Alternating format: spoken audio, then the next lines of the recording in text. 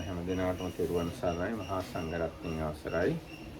මේ අපේ ජෝර්ජ් අද මේ බාහ්‍ය සූත්‍රේන ප්‍රසිද්ධ කාරණාව ගැන ඇහුවා.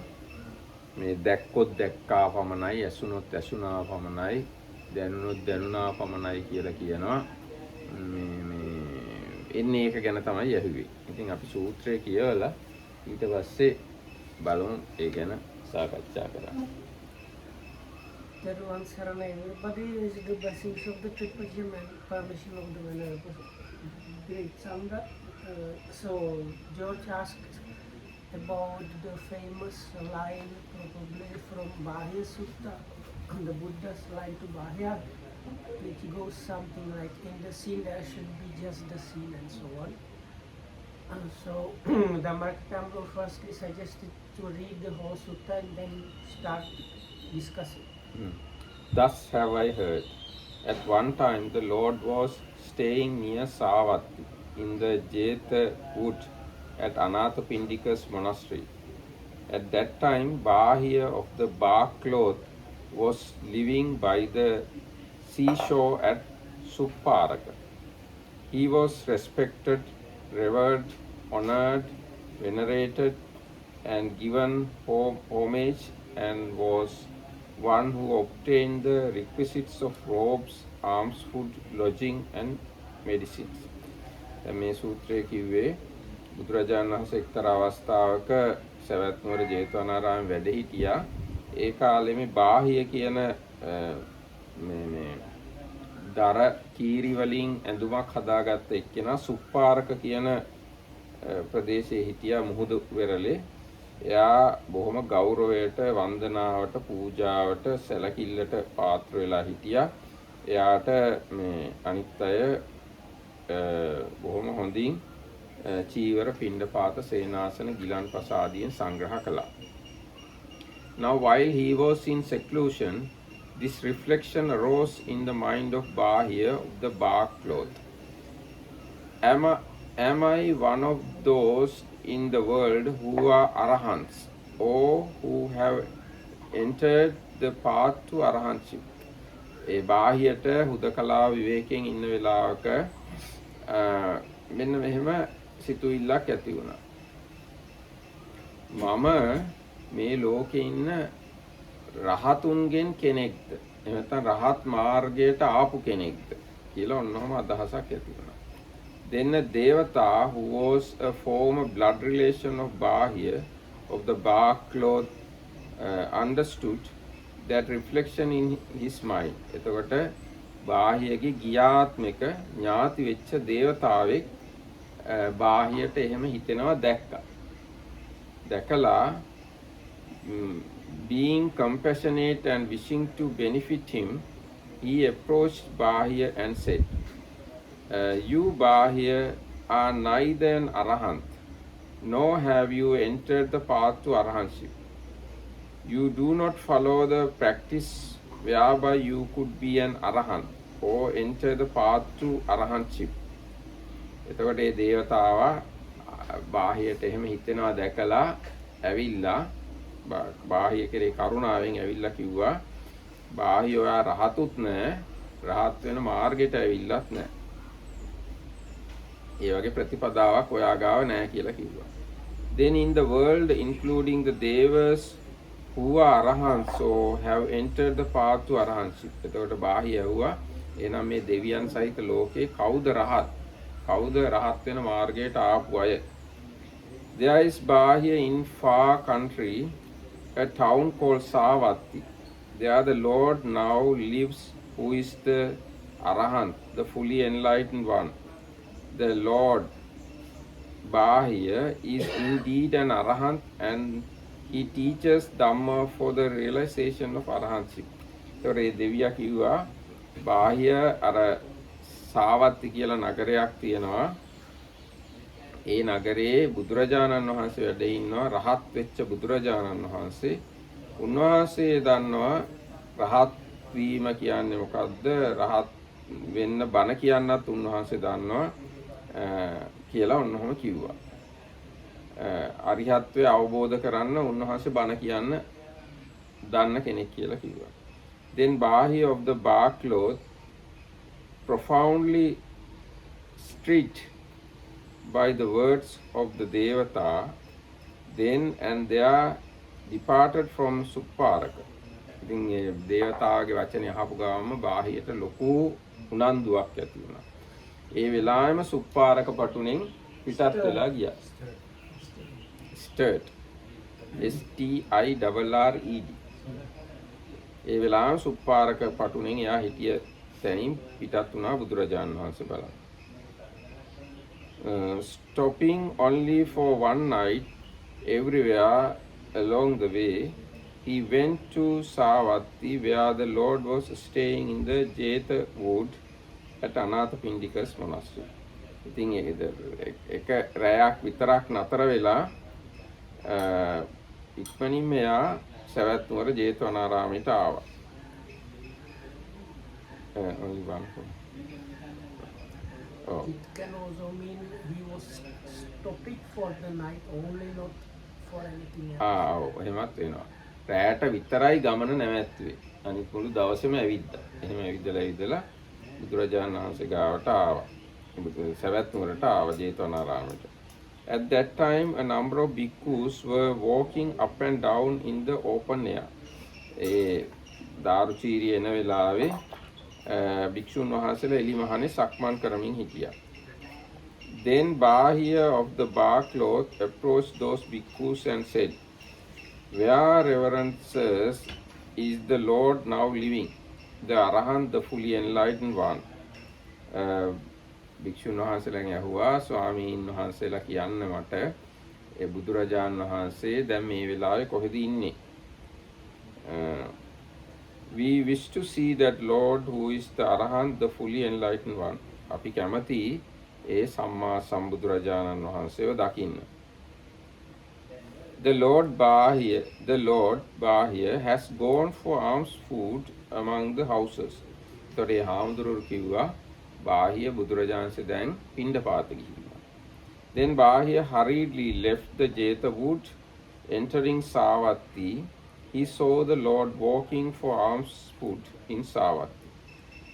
Pleasing, lovely to see, with calm senses and tranquil mind, attained to perfect poise and calm, controlled, perfected one, watchful with restrained senses.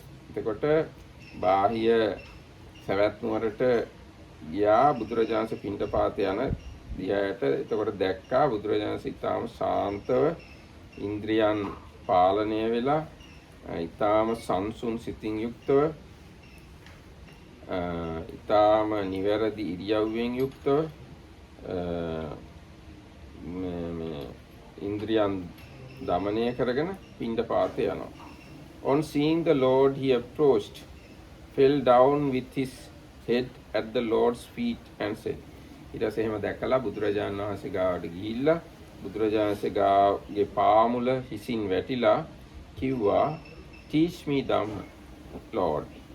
ස්වාමීනි මට ධර්මයේ දේශනා කරන්න. teach me Dhamma, සුගතයන් වහන්සේ මට ධර්මයේ දේශනා කරන්න. So that it will be for my good and happiness for long time. ඒක මට බොහෝ කාලයක් හිත සැප පිණිස පවතිනවා කියලා බාහිය කිව්වා. Upon being spoken to thus, the Lord said to Bahiya of the bark cloth. ඒතර බුදුරජාණන්සේ බාහියට කිව්ව දේශනා කළා, it is an unsuitable time, Bahiya. We have entered among the houses for alms food. බුදුරජාණන්සේ දේශනා කළා බාහිය මේ බණ කියන සුදුසු වෙලාව නෙවෙයි. දැන් මේ අපි පිණ්ඩපාත යන වෙලාව කියලා. A second time Bahiya said to Lord, it is difficult to know for certain, reverend sir, how long the Lord will live or how long I will live.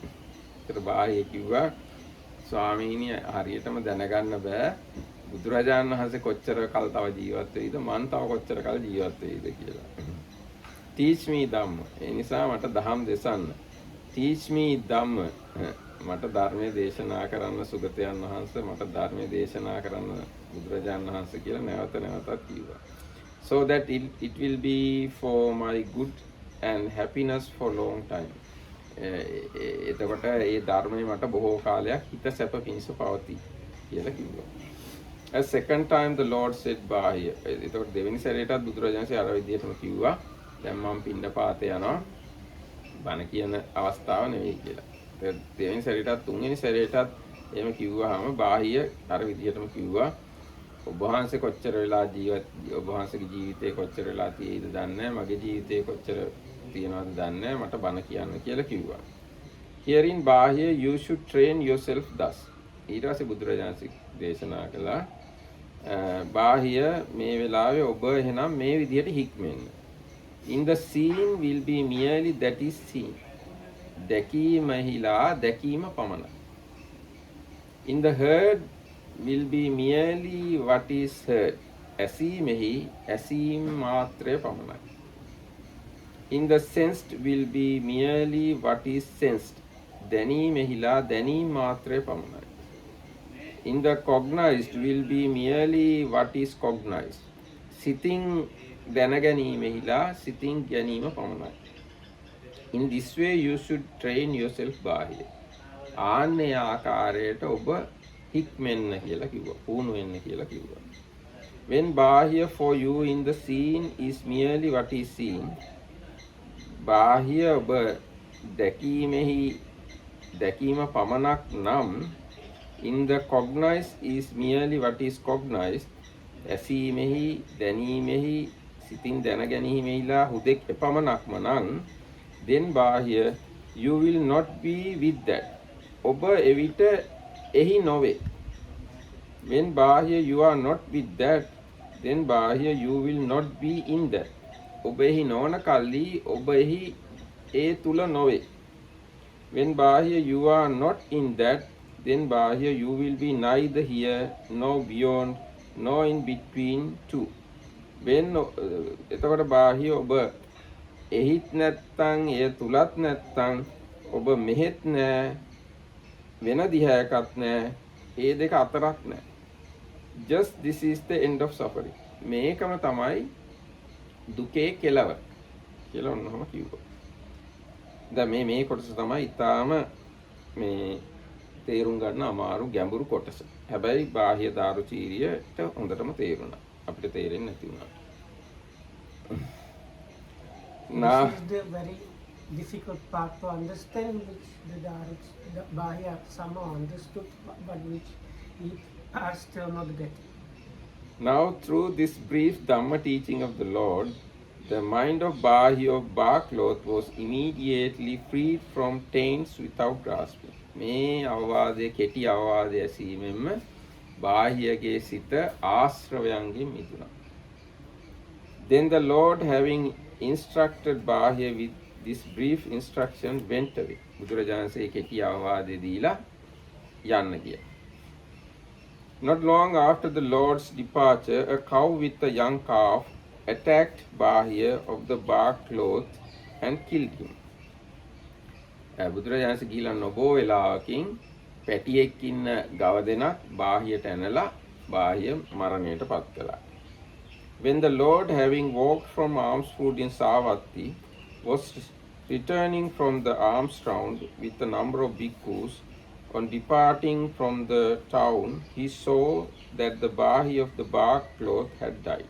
In බුදුරජාණන්සේ පින්ඩපාත ගිහිලා අනිත් හාමුදුරුවොත් එක්ක එනකොට බාහිය අර ගව දෙන ඇනලා මිය ගිහිල්ලා ඉන්නවා දැක්කා.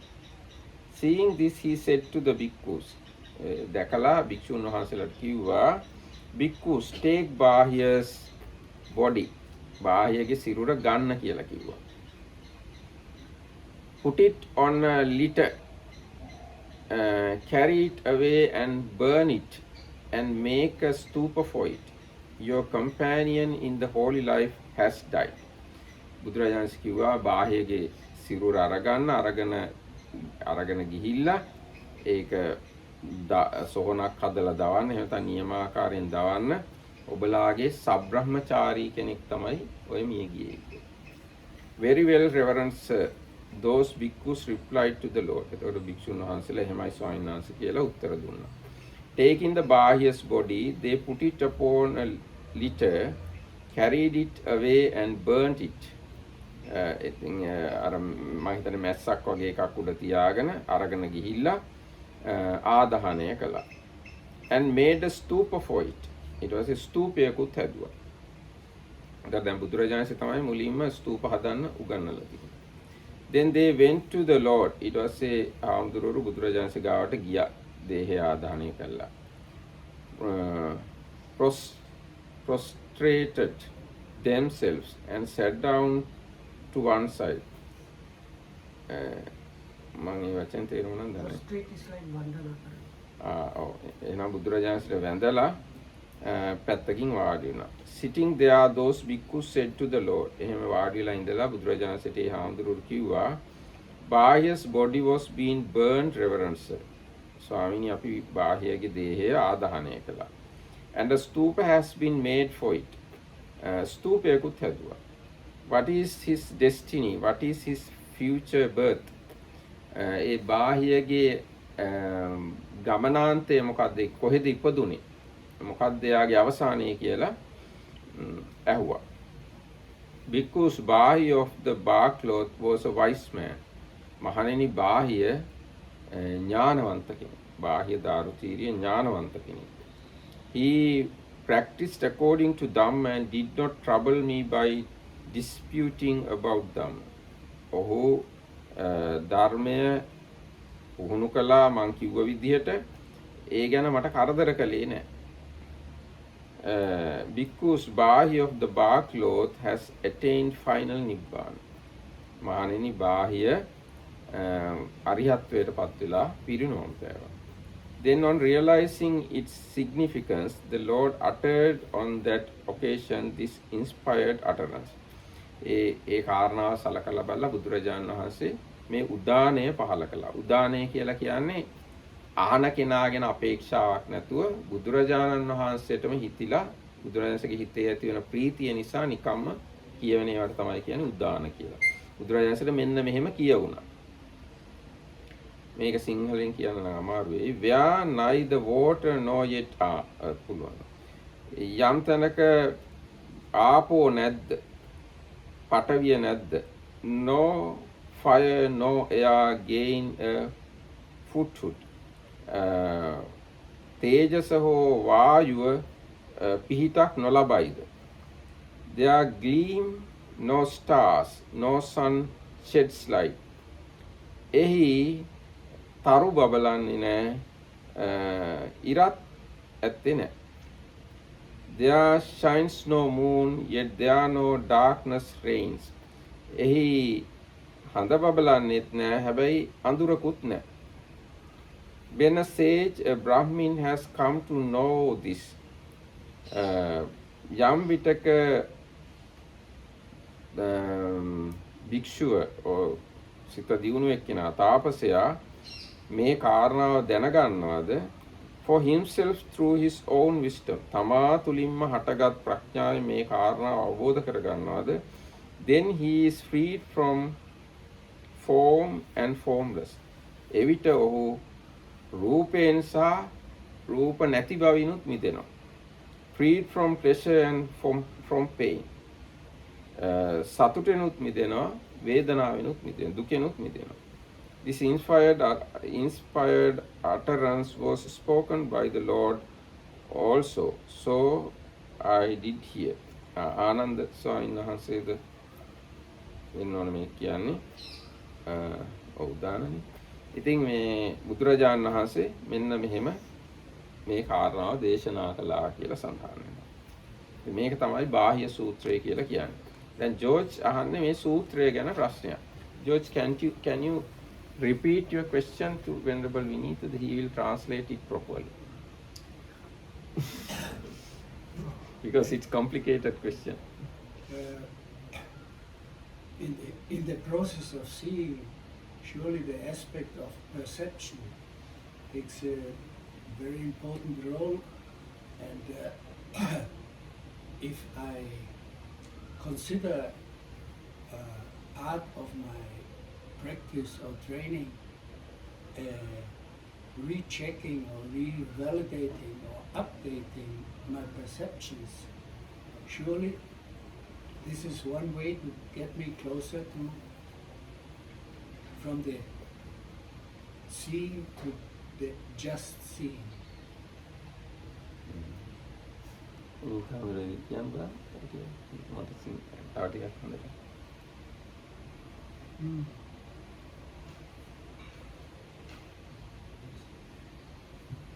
Yeah, that's a good question. No. මා හිතන්නේ ජෝර්ජ් අහනවා දැකීම ලොකුම කොටසක් අපේ සංඥාව. හැබැයි සංඥාව අපිට සාමාන්‍ය සංඥාව එච්චර නොවැරදි සංඥාවක් නෙවෙයි. ඉතින් මම හිතන්නේ ජෝර්ජ් අහන්නේ අපි පුහුණු කරනකොට අපේ සංඥාව ටිකෙන් ටික හරි ගස්සනකොට දිත්තේව දිත්ත මට්ටමට අපේ එනවාද නැහැ. මට තේරෙන හැටියට ජෝර්ජ් ඒ සංඥාව කියන එකට ලොකු තැනක් දීලා තියෙන එක හොඳ නෑ කියලා හිතෙනවා. So, okay, so first I tried to say what I understood from your question was that part of the seeing is big part of that is perception and that our practice is correcting the perception, or I don't know. Well, correcting is Yeah. one of the points to it.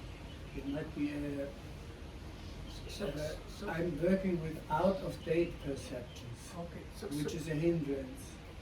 So anyway, the Mark Tam said if that was the question, you give too much importance to perception. ඒ මොකද මම එහෙම කියන්නේ අපි දකිනකොට යමක් රූප වේදනා සංඥා සංකාර විඥාන පහම එක වගේම ක්‍රියාත්මක වෙනවා. සංඥා විතරක් නෙවෙයි.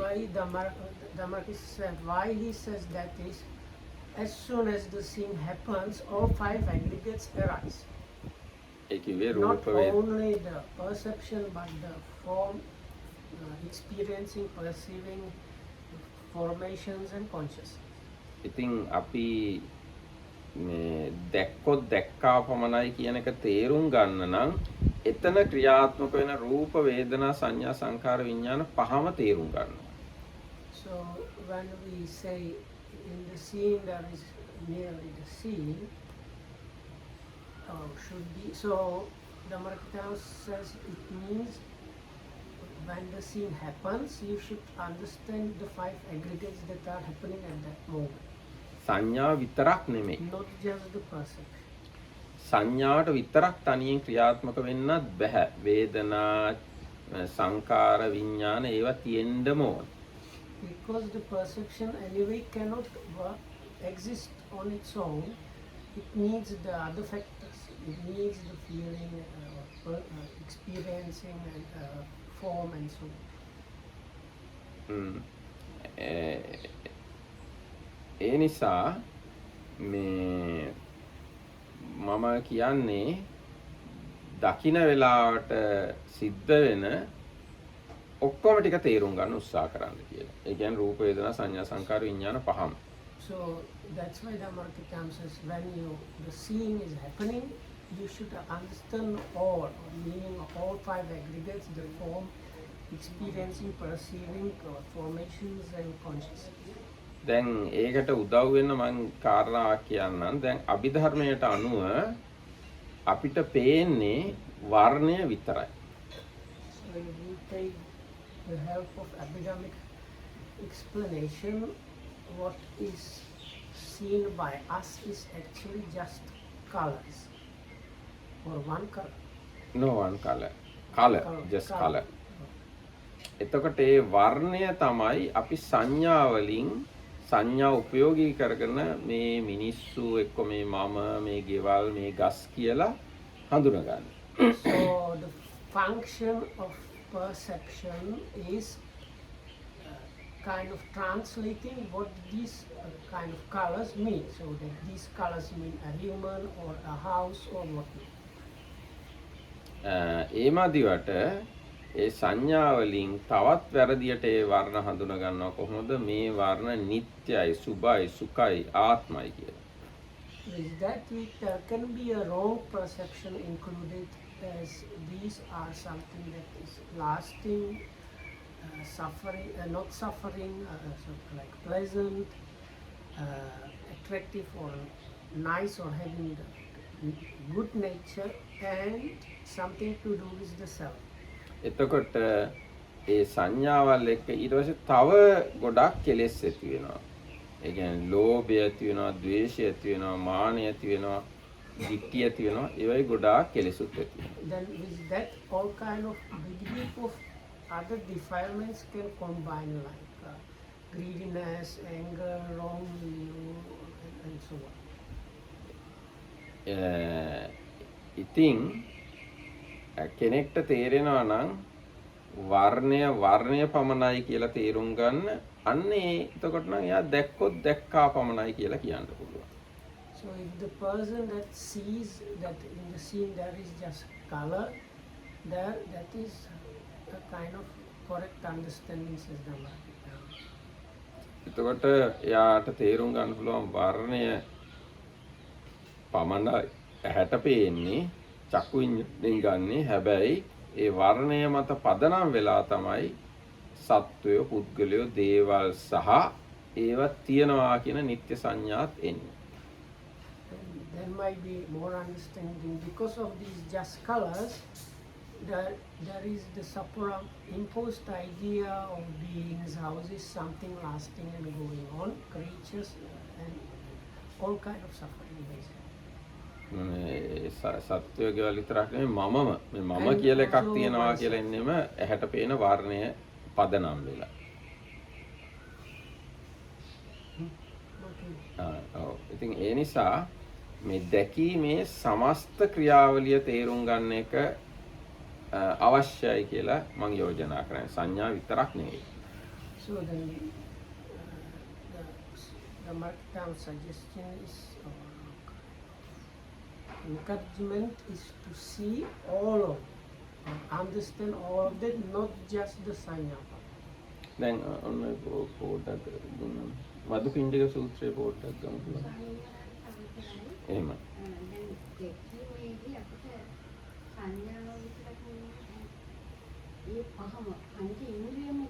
පංච ඉන්ද්‍රිය නෙවෙයි පංච ස්කන්ධ. ඔව් පංච ස්කන්ධ ඉන්ද්‍රිය නෙවෙයි. පංච ස්කන්ධය මෙතන ක්‍රියාත්මක වෙනවනේ.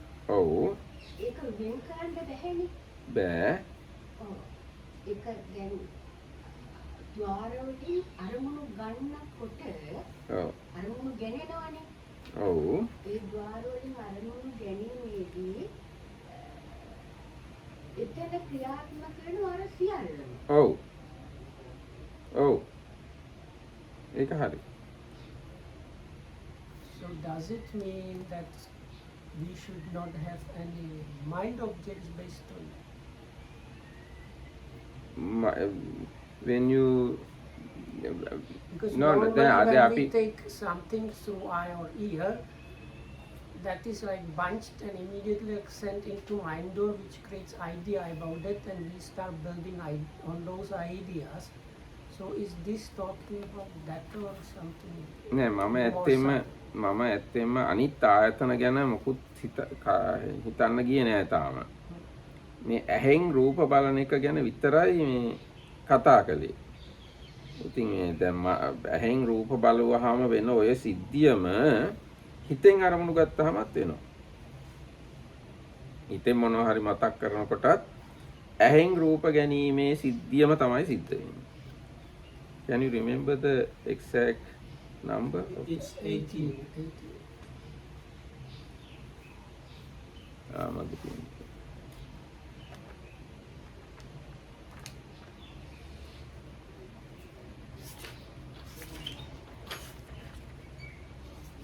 දැන් ඔන්න මේකේ තියෙනවා. දැන් ඒ ක්‍රියාවලිය, ඒ සමස්ත ක්‍රියාවලිය සිද්ධ වෙන විදිය කියලා තියෙනවා.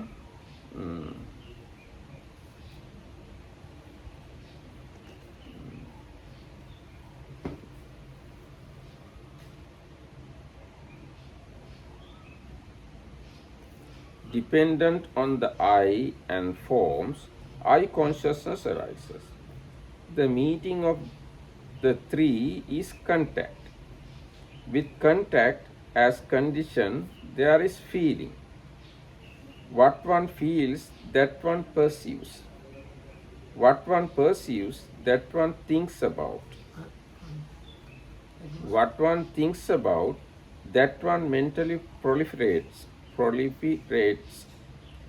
With what one has mentally proliferated as the source, perception and notions born of mental proliferation beset a man with respect to past, future, and present forms cognizable through the eye. So this is the incident happen when we see something. So we have to understand this whole process, not only one thing as perception or feeling, not only that. This complete process you have to understand, but for that you must have that much concentration and wisdom. So what I was asking here, it says what one thinks about and then proliferates. So I was asking, is it referring to that the properly practicing yogi should not let it go to that level?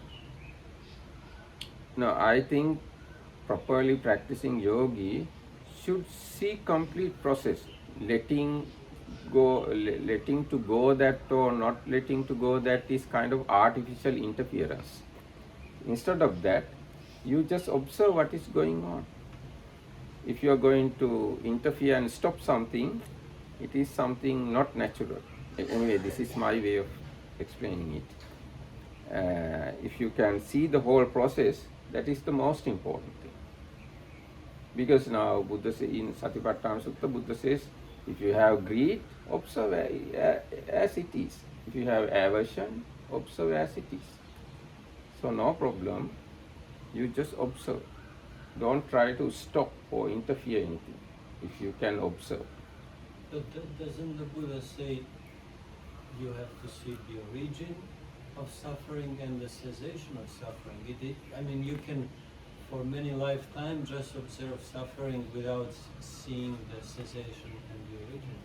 No, actually, observing this whole process is the seeing of suffering and the origin of suffering and the cessation of suffering. So in other ways, the cessation of suffering and the path naturally arise without any effort, just by observing? Actually, if you can observe this way, this thing, next level also possible to observe. Next level is, now, next is, when there is no I, no form, and no I consciousness, it is impossible to point out the manifestation of contact.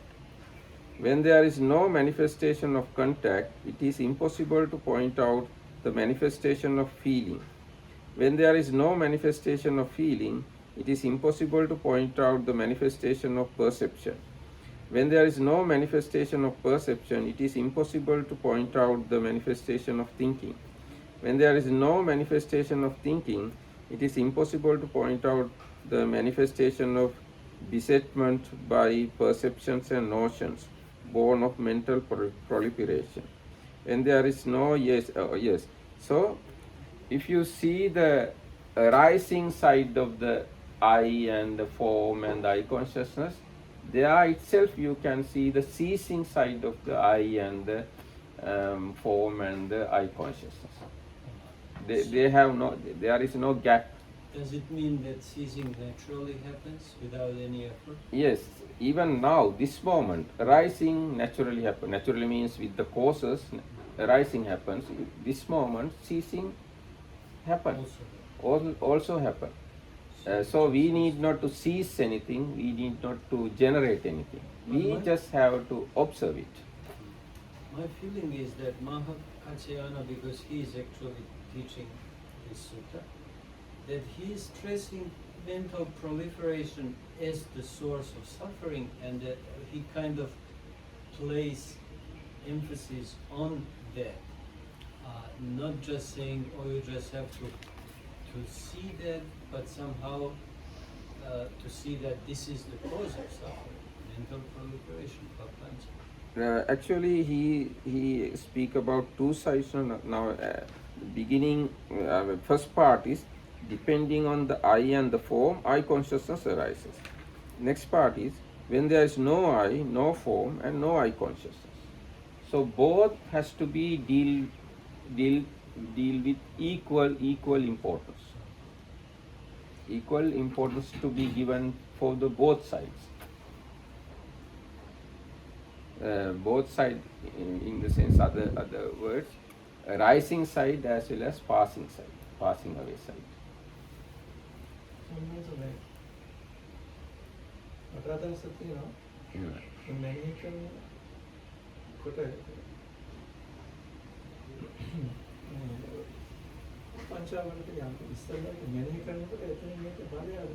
එහෙම වෙන්න පුළුවන්.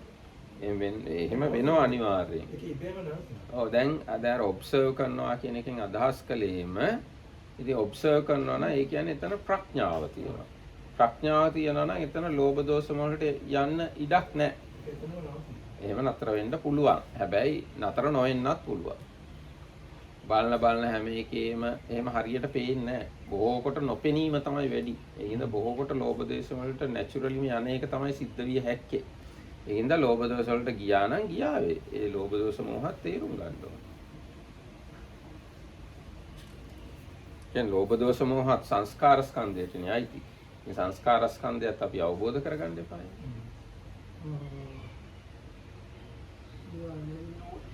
I forgot. No, he asks. Sorry. He can translate. Yes. I made the point that the mere point of observation invariably results in that particular thought or proliferation train to lose energy. It just dies off immediately. But Dante says that it can, but not necessarily.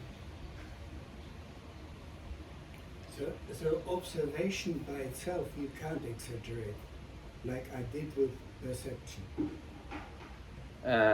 Yes, observation is depending on your mindfulness, wisdom, and other factors. So if you have enough strong ability to observe, then you can observe. Otherwise, you can't observe. If you can observe properly, then with your observation, all this unnecessary mental proliferation can be stopped. If you are not observe, or if your observation capacity of observing capacity is not strong enough, then all these unwholesome proliferations can come up. Anyway, understanding unwholesomeness and wholesomeness, both are necessary, needed.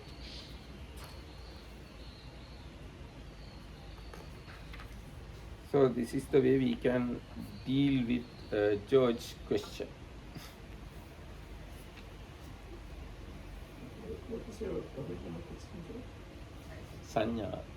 No, when you were asking about this initially about being aware of old thoughts that were connected with the present time. No, I repeated it twice. It's the imprint old perceptions have, like a hindrance to the process of turning the seeing into the just seeing.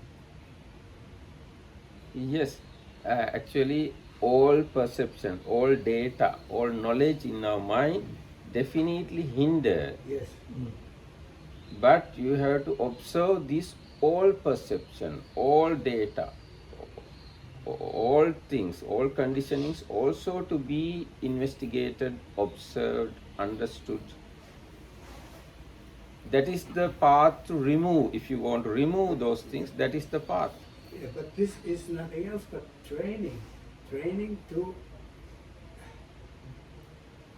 change, turn, or improve, or let go Yes. of old ones Yes. and replace them with new ones, which Yes. is an ongoing,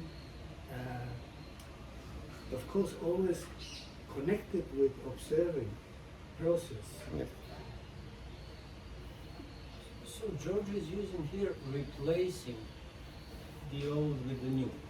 Can we talk about replacing? Is that Replacing, the very point? good, yes. Replacing. I think we can replace in the sense, ancient time, you have taken objects as permanent. Mm. But when you replace it with impermanency, you take object with the understanding of impermanence, non-solve, etc., etc. So you can take objects with that knowledge. Now, even what I said now, you can use it now. Up to now, you can take objects as beings, people, uh, trees, houses, sky, etc. But now, today onwards, you can take all those objects as just color. It is new learning, new way of changing your attitude of taking objects. But if it's not with the right wisdom, it can lead to problem. Yes, you're right. Because the Okay, suttas now, very now, now often say it is- we all are people who are practicing correct path or sila, samadhi, prajna. So for us, it is not that much harmful. But if you're going to say this kind of things to the people in the street, it is not good. But for the people who are learning vipassana or aggregates, etc., so for such people, it is not harmful. I think.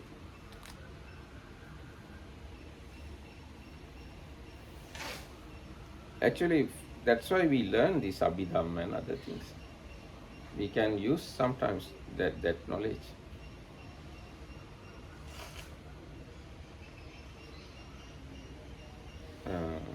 එතකොට ඔන්න ඒක I don't know, do we have time? Yes, we have another 10 minutes.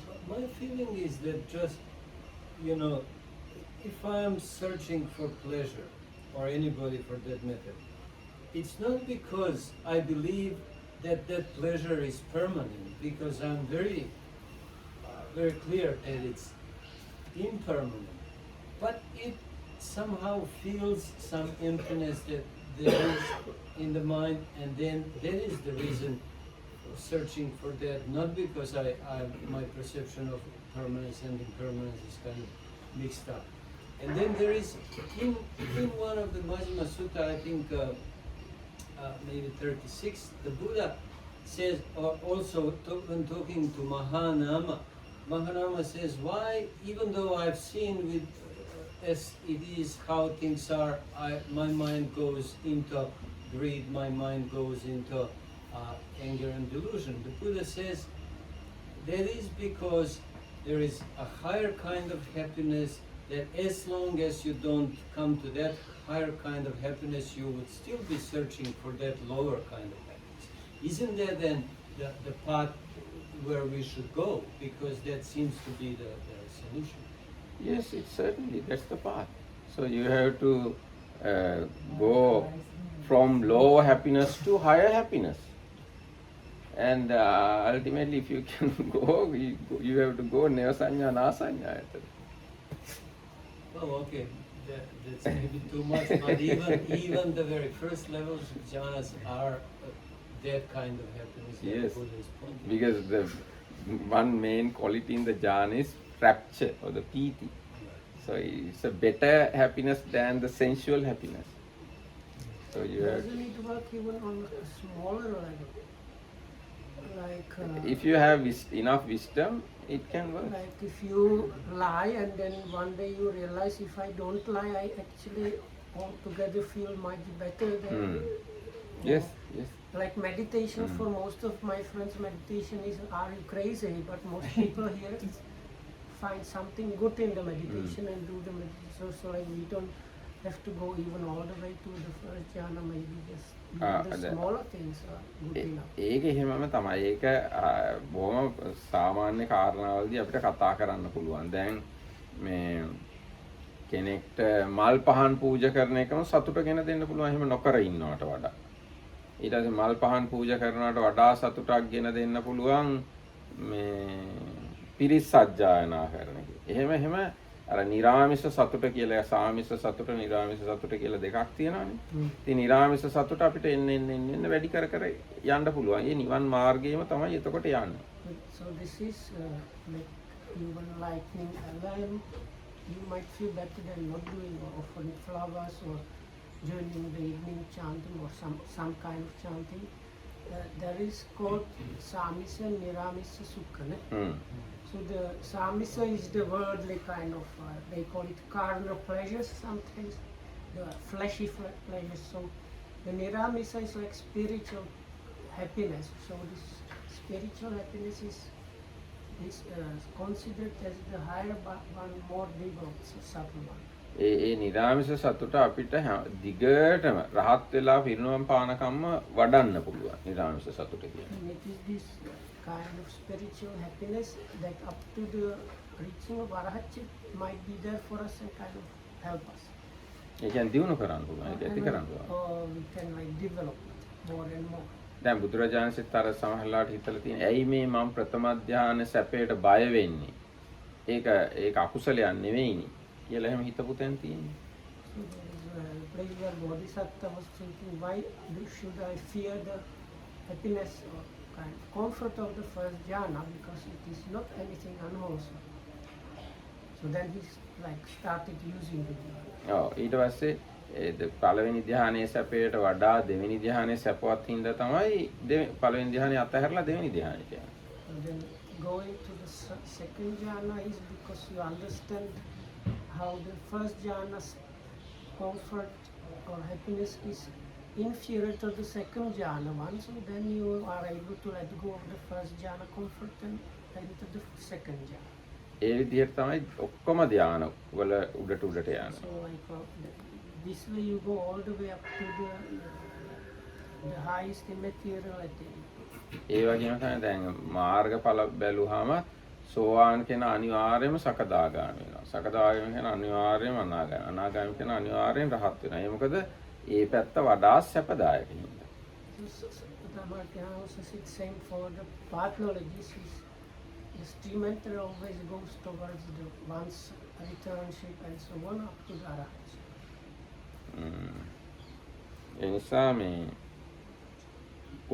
කුසලයේ සමග යෙදෙන සැපයට අකමැති වෙන්න ඕනේ. අකුසලයේ සමග යෙදෙන සැපයට තමයි අකමැති වෙන්න ඕනේ. So one does not need to fear kind of getting into the comfort or happiness or the satisfaction of wholesome things. One needs to feel just like unifying, having to do with the comfort and happiness of the unwholesome things. හැබැයි දැන් ඔය කුසලයේ සමග යෙදෙන සතුට නිසා උනත් අකුසල් උපදින්නත් පුළුවන්. But if you get kind of happier about the wholesome comfort and happiness, it can go also towards some unwholesome. ඒව තමයි රූප රාග අරූප රාග කියලා තියෙන්නේ. So there ඒවා are අනාගාමී අයටත් තියෙන ඒවා. so there are two factors called attachment to fine material and attachment to the immaterial are that kind of thing. And Habai. then only the Arahat removes those. හැබැයි රූප රාග අරූප රාග තිබුණයි කියලා ඒ රූපාවචර ධාන රූපාවචර ධාන වඩන්න නැතුව ඉන්නේ නෑ අනාගාමී. So even though those attachments are there, that does not mean that then Anagami is not developing those attainments and jhanas. ඒකින්ද මේ නිවන් මාර්ගයේ මුල ඉඳන් අග දක්වාම සැපසහගත බව තියෙනවා. ඒ වගේම මුල ඉඳන් අග දක්වාම අකුසල් ඉපදීමේ හැකියාවක් තියෙනවා. So from the beginning of the spiritual path up to the conclusion, there is this kind of seeing all kind of more and more wholesome and nice wholesomenesses. And likewise, there are like new unwholesomenesses that there were not. ඒ කියන්නේ අවස්ථාව තියෙනවා. So like the Opportunity. Rupa and Arupa Raga and so on. ඔව්. ඒ රූප රාග අරූප රාග ඒවා හට ගැනීමේ අවස්ථාවත් දිගටම තියෙන්න පුළුවන්. Or like the upakilesas. ඔව් පක්ඛිලේශ තියෙනවා. So like before you practice, you don't have any meditation upakilesas, but when you practice, you can get them. But compared to normal defilements, they don't do anything bad. Or so it's like this.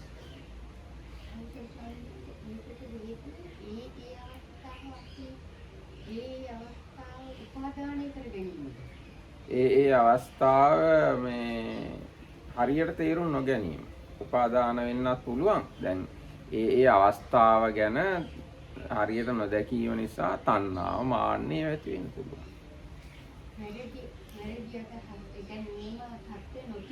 ඔව් ඒ කියන්නේ ඒ අවස්ථාව දුකයි කියලා නොපෙනීම. පංචස්කන්ධයි කියලා නොපෙනීම නිසා ඒවට ඇලෙන්න පුළුවන්. නොදැනීම. නොදැනීම නිසා ඒවට ඇලෙන්න පුළුවන්. එතකොට අර කෙලස් ටික ඔක්කොම එනවා. මාන්න, දික්ටි ඔක්කොම එන්න පුළුවන්. So the question was, is it the clinging or what?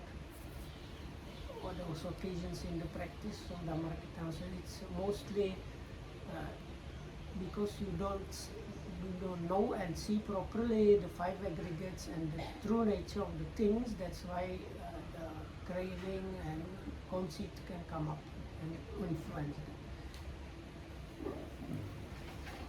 මම හිතනවා ආදි දැන් වෙලාව ගත වෙච්ච හින්දා ඉතින් සමාප්ත කරන හැම දිනාටම තෙරුවන් සරණයි. So that's it for today. May all be protected by the Tripodi, and thanks for listening.